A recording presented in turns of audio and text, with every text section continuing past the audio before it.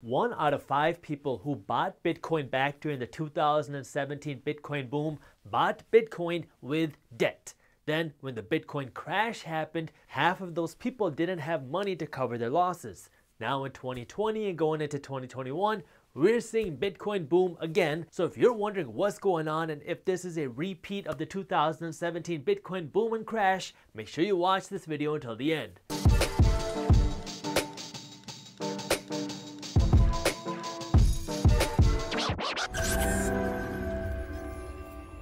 What's up everybody, I am Jaspreet Singh from theMinorityMindset.com and welcome to The Minority Mindset. Bitcoin is booming like it's 2017. Part of the reason why Bitcoin is booming is because people are more aware about cryptocurrency and Bitcoin and blockchain, and so people want to be a part of the movement. And some people have heard about Bitcoin because of all the Bitcoin scams going on. If you have been on any financial Instagram page or Facebook page or YouTube channel, I'm sure you've seen these scams. I mean, they're crawling around on our pages as well, and we're doing everything we can to fight them. People are going on to financial pages and then leaving comments saying things like, "Wow, I can't believe how fast I made this much money. If you want to learn more, shoot me a DM or WhatsApp this person. This is the person that helped me make all this money." I mean, they are everywhere. We've been doing everything we can to report these messages, delete them, ban them, but they just keep coming, and now they're getting smarter. They're creating new Instagram pages like daily with the handle Minority Mindset, so they look like our page, and then they're commenting on your comments saying, "Hey, if you want to make some money, come invest with me or come invest with this person. That way you can make a whole bunch of money with crypto." Now, as a little bit of a disclaimer, Minority Mindset with a check mark is our YouTube channel,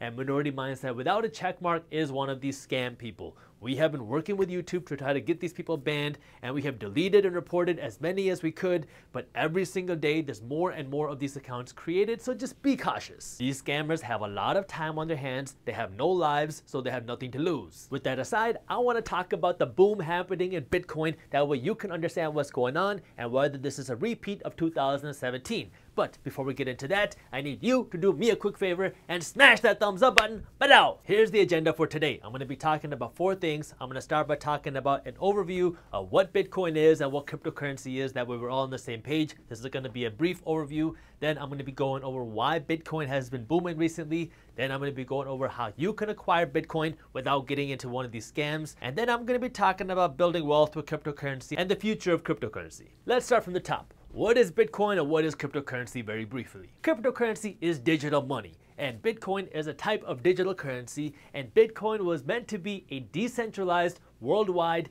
digital currency. If you're subscribed to our YouTube channel, you've heard me talk about this before, and if you're not subscribed to our channel, you should probably do that. But it's decentralized, which means the goal of cryptocurrency is to not be controlled by any one government. It's supposed to be controlled by the people. It's worldwide because 1 Bitcoin in America is the same as 1 Bitcoin in India, is the same as 1 Bitcoin in Mexico, so you don't have to worry about exchange rates. It's digital because you're supposed to be able to access Bitcoin and cryptocurrency on the internet, and it is a currency, which means you're supposed to use it to buy and sell goods. The whole purpose of Bitcoin is to make moving money easier because the future is digital. Right now, if you want to move money from New York to Japan, it's going to cost you a whole lot of money and it's going to take a long time.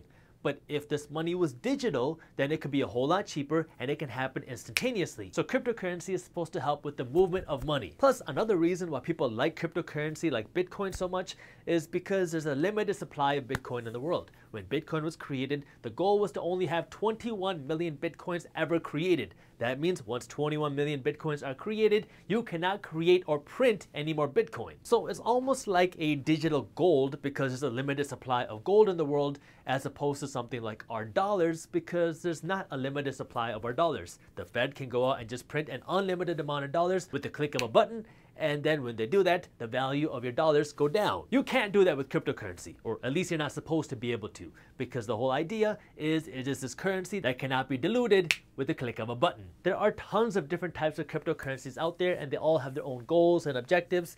Bitcoin is just kind of like the poster child for cryptocurrency because many people believe that Bitcoin was the first cryptocurrency to be created. So that's what Bitcoin is. Now, let's talk about why Bitcoin has been booming. Back in 2017, when the last Bitcoin boom happened, what you saw was that back in the early part of 2017, Bitcoin was trading for right around $1,000 a coin. It was actually a little bit less than $1,000, but right around $1,000 a coin. And then towards the end of 2017 it went up to right around, just under actually, $20,000 a coin. So it was an insane boom. I think it was a very rapid rise, and then it came down just as quickly. After this Bitcoin crash, Bitcoin came down to right around $3,000 a coin. So quite a big crash from $20,000 a coin. And so the people that were buying Bitcoin for $15,000, $16,000, $17,000, or were going into debt to buy this Bitcoin lost a lot of money if they sold back in 2018 after this crash happened. Then between 2018 and 2020,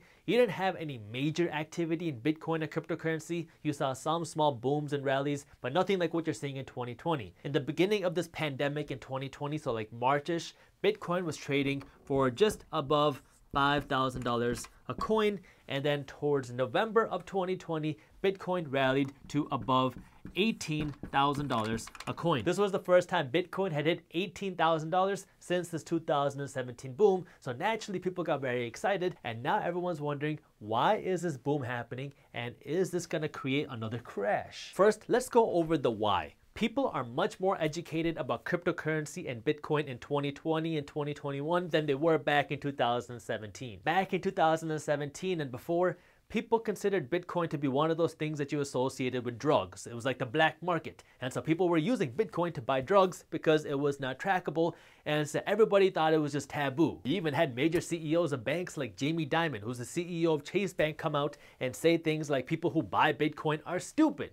And then not too long after that, they took the statement back, and then they started investing into cryptocurrency themselves, but that's a topic for a different video. So between 2017 and 2020, people have become more hip to the idea of what cryptocurrency is and the potentials of it and blockchain. Nowadays, if somebody says that they own cryptocurrency, you don't jump to the conclusion that they're selling drugs. Hey, you want some of my crypto? Plus, we've seen major companies start to get behind cryptocurrency. You might remember when Facebook said that they were going to create Libra, which was their own cryptocurrency, and now PayPal says that they're going to start integrating cryptocurrency into their platform as well. So on one hand, you have people much more educated about cryptocurrency now and much more interested about the possibilities of cryptocurrency, and then on the other hand, people are interested in cryptocurrency because of all the dollar printing that's happening. If you look at the price of cryptocurrency, more specifically Bitcoin, during this pandemic, you'll see that the price of Bitcoin really started to boom as soon as the pandemic hit. Why? Because with the pandemic came a whole lot of national debt and came a whole lot of money printing. As soon as the government started shutting economies down, you saw the government and the Federal Reserve Bank work together to create these multi-trillion-dollar stimulus packages. Well, the United States government doesn't just have a few $1 trillion sitting in their back pocket somewhere. They had to borrow this money, and they borrowed this money from the Federal Reserve Bank. And the Federal Reserve Bank is the central banking system of the United States, and they don't have a few $1 trillion sitting around in a vault somewhere either. So what they had to do, the Federal Reserve Bank, is they had to go out and now print these trillions of dollars, and they print this money, they give it to the United States government, and then the United States government injects this new cash into our economic system. Anytime you print more money, what happens is the value of the dollars that you have go down. So the value of your savings become less valuable, and the value of each dollar that you earn from your job doesn't have as much buying power. This is what inflation is. Inflation is when the value of your dollars go down because there's more dollars out there. So if there's a ton of dollars out there in circulation, the value of each dollar that you have doesn't have as much buying power because the price of everything around you keeps going up. Now, as a little side note, we haven't actually seen this inflation hit yet because our economy has been shrinking, so this money printing is actually being done to fight off deflation. But as our economy recovers and you have all this excess cash in our economic system, that's when we could see the real effects of inflation. When people are worried about the value of their money, their cash, their dollars going down, they turn to physical assets like gold because there's a limited supply of gold in the world and it is the original currency. That's why when the 2008 crash happened and the economy was shrinking and all this money was being printed, you saw the price of gold skyrocket because people were worried about the economy and they were worried about the value of the dollars, so they started buying gold. Well, we're starting to see the same thing happen in 2020. When this pandemic happened, people became very worried about the value of our dollar and our economy because the government and the Fed were printing trillions and trillions of dollars.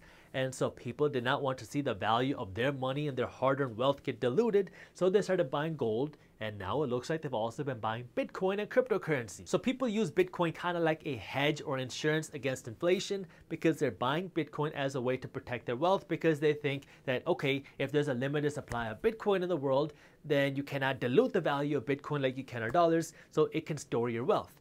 Now, the issue lies when people think that you can just buy Bitcoin and get rich overnight, and I'm going to get to that a little bit later in this video. What I want to talk about before I get into that is how you can actually acquire Bitcoin. Buying cryptocurrencies like Bitcoin is a little bit trickier than buying stocks because when you buy cryptocurrency like Bitcoin, you have to first find a cryptocurrency exchange and then deposit cash into it, and then you can convert your cash into whatever cryptocurrency you want. So let's assume you want to buy Bitcoin. Now you're going to use your cash to buy Bitcoin, and then you're going to have Bitcoin in your account. Now, this is where things are really different than trading things like stocks, because when you buy stocks, people are very comfortable leaving stocks in the brokerage account. But when you buy things like Bitcoin, you actually want to consider moving your cryptocurrency into a secured wallet. That way it's harder for people to hack into your account and steal your cryptocurrency. What we've seen happen time and time again is cryptocurrency exchanges get hacked into by hackers because everything is digital, and then they steal the cryptocurrency that this brokerage is holding, and then the cryptocurrency that you thought you had is gone because your exchange gets robbed. So if you are buying cryptocurrency, make sure you understand the risks because there are risks associated with it, and you can kind of protect yourself once you own this cryptocurrency by moving your money to a secured wallet. And if you do want to learn more about this, our team has some awesome guides on cryptocurrency and how to buy it and store it on our website, theminoritymindset.com, and I'll also link it for you up here and in the description below. This brings me to the topic of building wealth with cryptocurrency. Lots of people on the internet are talking about how they plan on building wealth and getting rich with cryptocurrency because it is the future, and so if you buy Bitcoin, you will become rich in the future and you will be able to live a life of financial freedom. Let's talk about this for a second. Now, a lot of crypto people are going to hate me for saying this, but let's really look at this objectively. Cryptocurrency is supposed to be a currency. The definition of a currency is a means of exchanging goods. Back in the day, currency was the barter system. If you wanted to go buy a gallon of milk, you would go and exchange a dozen eggs for some milk. After that, currency became gold. If you wanted to buy a cow, you would give the owner of the cow an ounce of gold, and they would give you a cow. After gold came gold certificates, so now you didn't have to lug around physical pieces of gold. You could just give somebody a piece of paper that said, hey, I own an ounce of gold, and instead of me giving you a physical ounce of gold, you could just have this piece of paper that resembled an ounce of gold. After this gold certificates came fiat currency, which is the dollars that we know and use today, and the future many people believe is going to be cryptocurrency. It is always strange when people talk about holding a currency as a way to build wealth, because a currency's job is not to make you wealthy, it's a way for you to buy and sell things. Let's look at gold, for example. Gold is known as the original currency, and people like Warren Buffett hate the idea of investing in gold, or at least they did prior to 2020, because when you buy gold, it doesn't do anything. It just sits there and looks back at you. It's not like gold is going out and creating value or producing jobs or creating an income stream. It just sits there. Compare that to something like buying an apartment complex. When you have an apartment complex, this is going to create passive income because now you're going to have tenants living in this apartment complex and they're going to pay you rent for living in your building. Or compare that to buying stock in a company like, let's say, Chipotle or McDonald's or Domino's.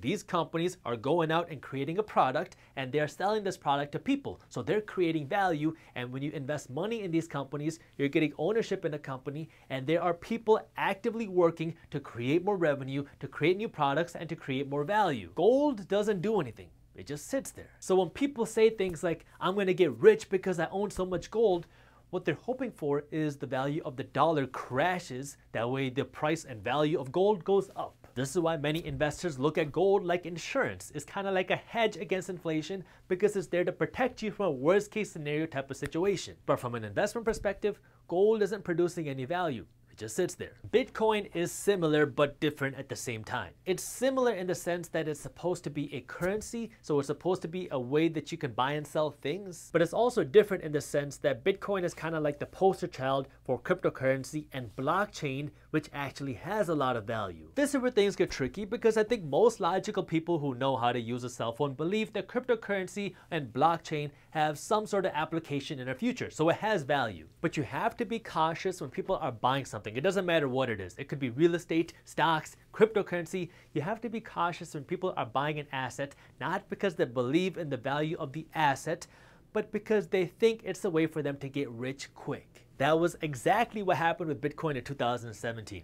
Nobody knew what Bitcoin was, yet they were going into debt to buy Bitcoin because everybody kept saying that if you just buy one Bitcoin, you will be rich. Now in 2020, I do think people are more educated about cryptocurrency and Bitcoin than they were back in 2017.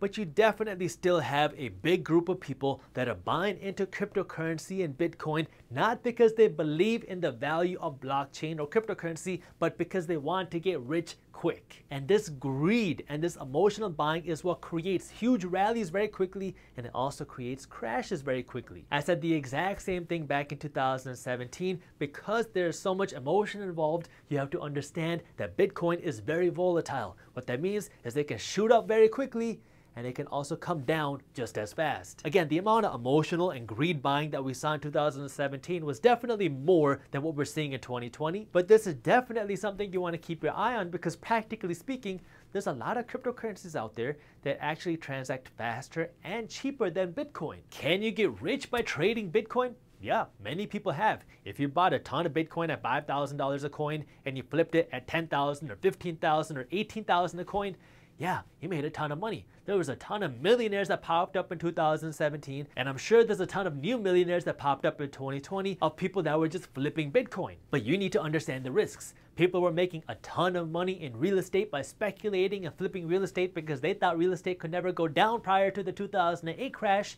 And we all know how that ended up. And people were buying stocks thinking that the stock market could never come down in early 2020. And then in a blink of an eye, the stock market crashed. And the people who panic sold lost half of their wealth overnight. I'm not saying you need to go out and buy Bitcoin or that you shouldn't buy Bitcoin. I just want you to make financially educated decisions with whatever you do and understand the risks. If you enjoyed this video, here's a video that I think you'll love. And while you're at it, subscribe to our YouTube channel and join our free finance and business newsletter. And as always, keep hustling. People have been talking about a second round of lockdowns since the first round of lockdowns ended, but now it's becoming more and more real because first, Europe shut down a lot of their countries, and if you remember what happened back in March,